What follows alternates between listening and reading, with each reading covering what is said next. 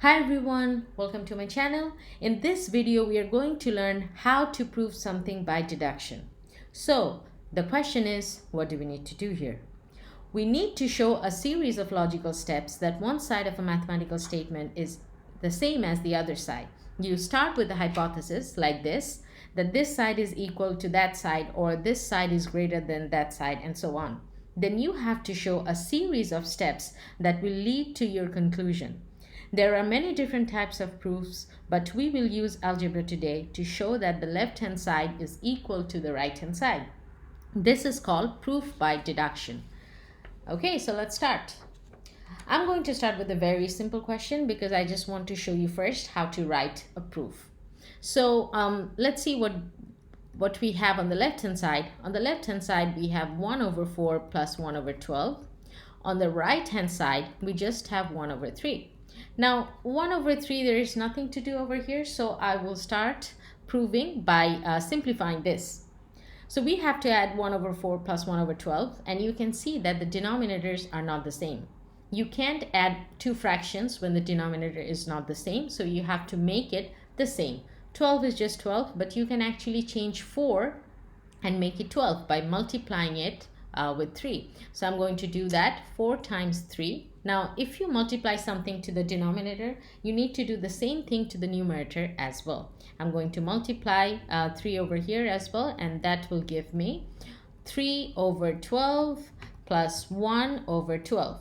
Now that you have the same fraction, you can just add it up. 12, you just have the same denominator, and on the top you have 3 plus 1, that gives you 4.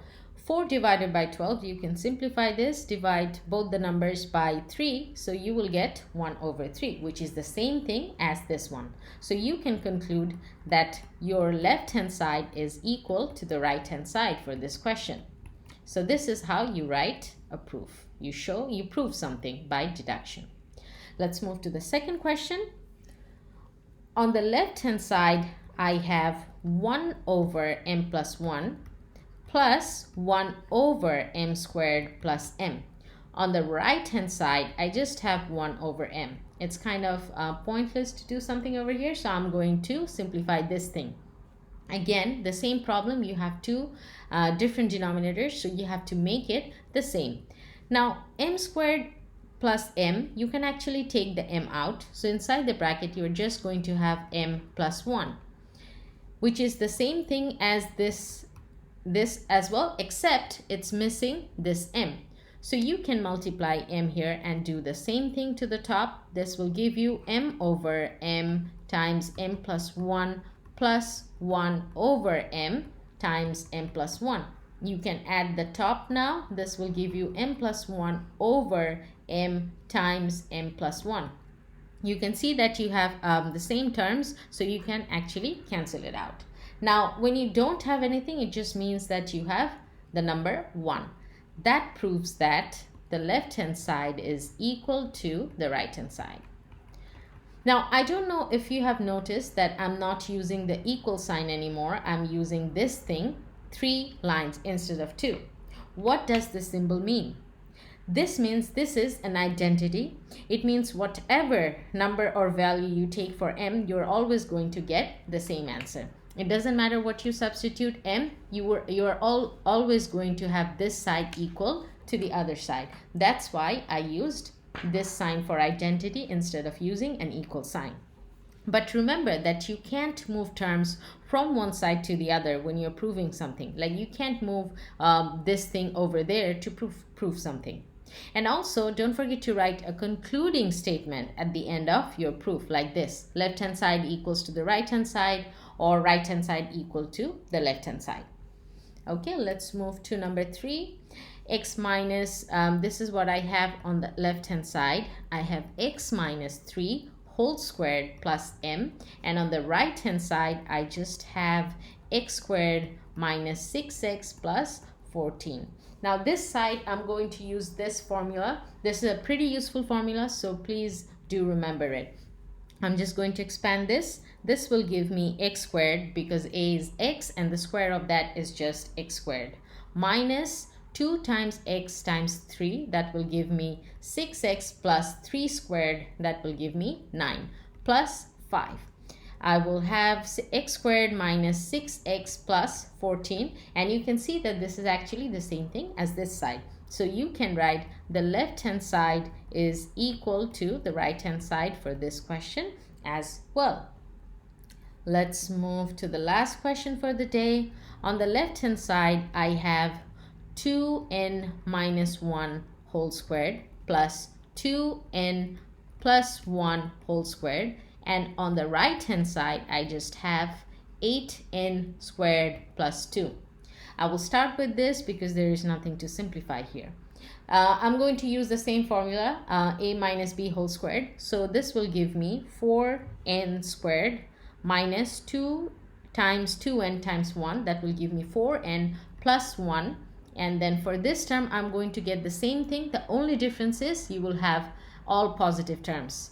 So this will give me plus 4n squared plus 4n and this is n plus 1.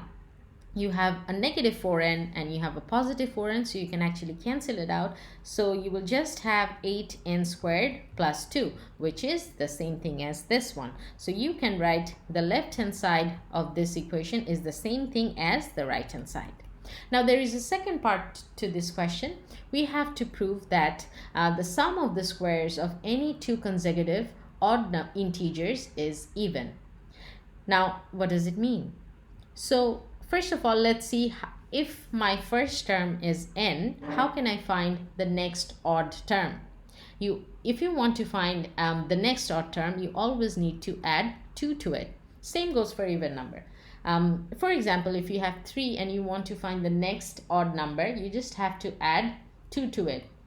That will give you 5, which is the next odd number. I'm going to do the same thing, but instead of using numbers, I'm just going to use a variable n. It's saying that the sum of the squares, that means you need to square both the terms and then add it. And then you have to show that whatever this equals to, it means that that is an even number. Okay, let's see how to do that. I'm going to break this down. N squared is just n squared plus n plus 2 whole squared will give you n squared plus 4n plus 4. This will give me 2n squared plus 4n plus 4. So how can you prove that this is an even number? It's easy because any even number you should be divisible by 2. You just need to prove that you can divide this whole term, this whole expression by 2. How can you do that? You can take out the 2 and see if it's like possible. So if you take out the 2, inside you will have n squared plus 2n plus 2, and then it's easily divisible by 2. You can just divide the whole thing by 2. 2 and 2 will get cancelled out, thus proving that this is an even number. So and the concluding statement for this will be therefore, and you write the whole thing over here, therefore the sum of the squares of any two consecutive odd integers is even. Okay, so that will be all for today. Thank you for watching. If you like my videos, then please don't forget to subscribe. See you next time. Thank you.